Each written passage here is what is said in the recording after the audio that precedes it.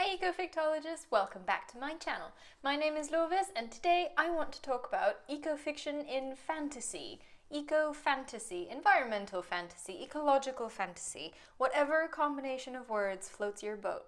Honestly, the fact that there are so many different ways of describing this made researching this topic kind of tricky.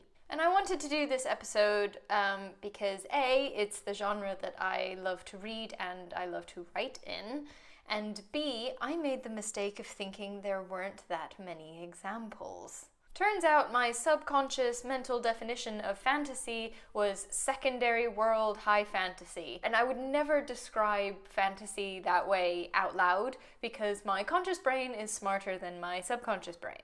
That is such a narrow definition of fantasy that I'm actually embarrassed that my brain did it. That excludes magical realism, urban fantasy, portal fantasy, science fantasy, alternate histories, anthropomorphic fantasies, fantasy based on myths and folklore. Honestly, the list goes on. So I am pleased to tell you that there is not, in fact, a dearth of eco-fantasy, which is the umbrella term that I'm going to use from now on. And I hope you're feeling fantastical because we're just going to jump right into it. So, eco-fantasy. Where to start? I suppose it would make sense to start where I went wrong when I was doing my research on this topic and talk about all the different forms that fantasy can take. The fantasy genre is ginormous, and there are more subgenres than I care to count. What is high versus low fantasy?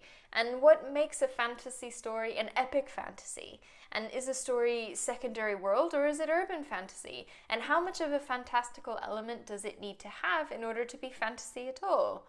There are some well-known stories that I think we can all agree are fantasy, like the classic high epic example of Lord of the Rings, or portal fantasies like Alice in Wonderland or the Chronicles of Narnia, or contemporary fantasies like Harry Potter. But there are some that I didn't used to think of as fantasy, like Watership Down, for example, which is told from the perspective of rabbits, who all have their, they have their own cultures and customs, and what else would that be other than fantasy? Anthropomorphic fantasy. But because it didn't fit in my very narrow mental definition, I kind of discarded it. What sets the fantasy genre apart is that it is not tied to the rules of our reality. Even if it is urban fantasy and set in our world and our cities, you can still have fantastical elements like magic or prophecies or other races from folklore, for example. You could change the very structure of cities, like in Neil Gaiman's Neverwhere, where there's an entire duplicate of London below the London that we know, and has a whole set of different rules. Fantasy has a beautiful breadth to it, which is one of the reasons that it has been one of my favorite genres to read since I was a child. Personally, the fantasy that really excites me is that high or epic fantasy, other worlds with magic systems and detailed world building that I can just escape to, which is actually a criticism that fantasy as a genre has gotten a lot, that it is not a serious genre because it is escapist and it doesn't deal with real problems. But I disagree. I think fantasy allows us enough distance from whatever topic is being discussed for us to confront it, and then messages can transfer into the real world. There are very few things that I can say better than J.R.R. Tolkien, so I'm going to use his words to talk about escapism. Why should a man be scorned if, finding himself in prison, he tries to get out and go home? Or if, when he cannot do so, he thinks and talks about other topics than jailers and prison walls? The world outside has not become less real just because the prisoner cannot see it. In using escape in this way, critics have chosen the wrong word. They are confusing the escape of the prisoner with the flight of the deserter. In an interview with Cornelia Funke and Patrick Rothfuss, two of my favorite fantasy authors, Cornelia Funke paraphrased this quote and said, "Who is against escape except the prison warden?"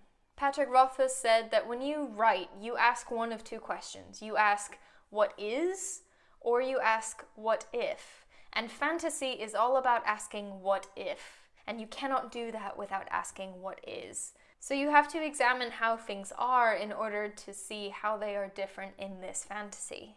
Funke then replied, that if you never ask what if and are always focused on what is, then you end up never questioning anything.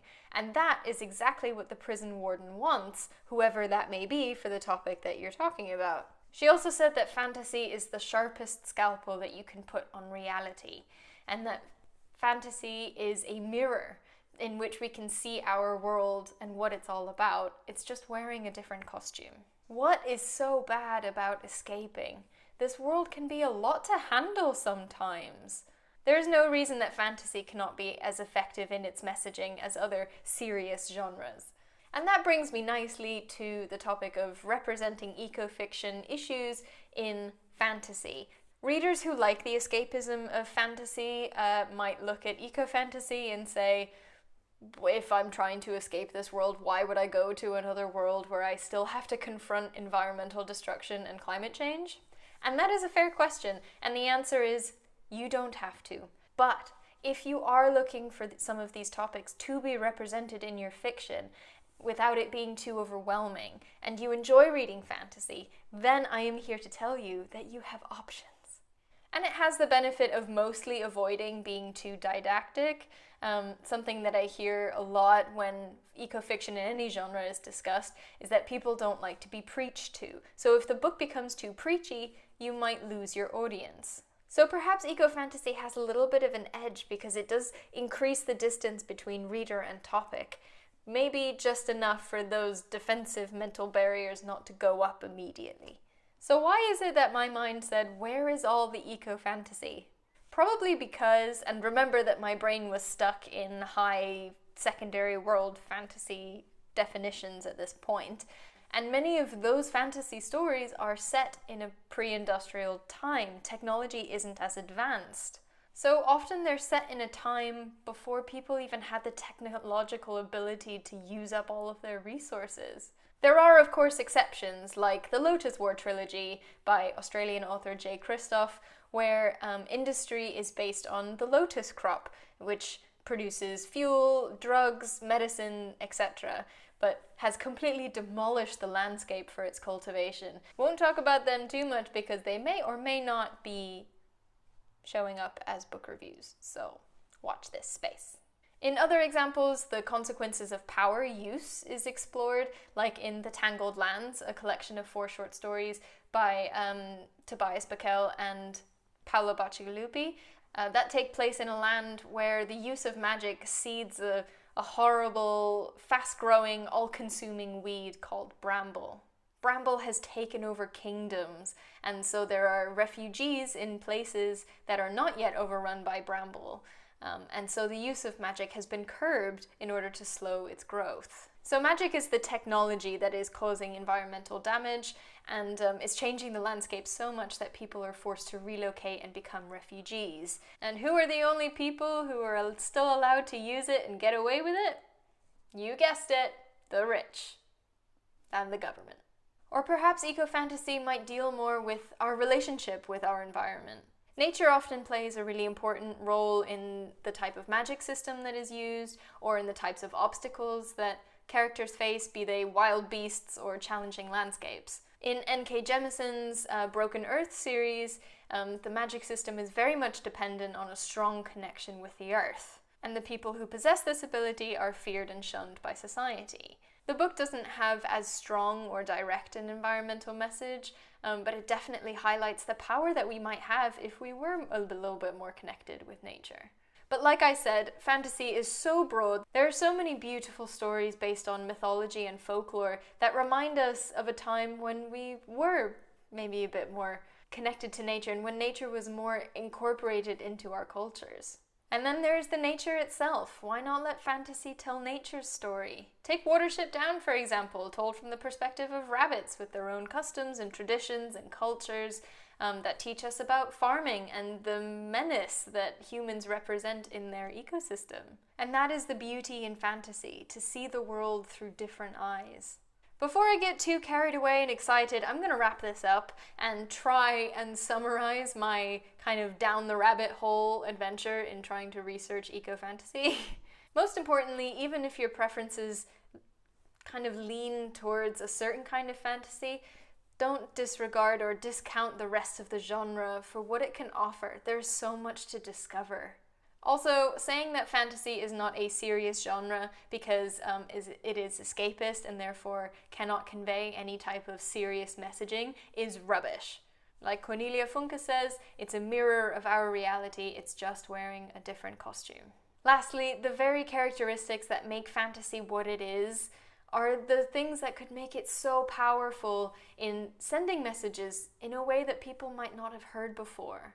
And all of that excites me massively because I also write eco-fantasy, and I was searching for examples to teach me what works and what inspires, and now I have plenty. So as you might have guessed, in the next little while I might be skewing my choice of books to review on this channel towards the eco-fantastical, but I still think they will be accessible to many different readers because, as this whole video has been trying to say, they come in so many forms that there is something for everyone. I hope you've enjoyed this introduction on what eco-fantasy could offer, and I hope you're intrigued to know more.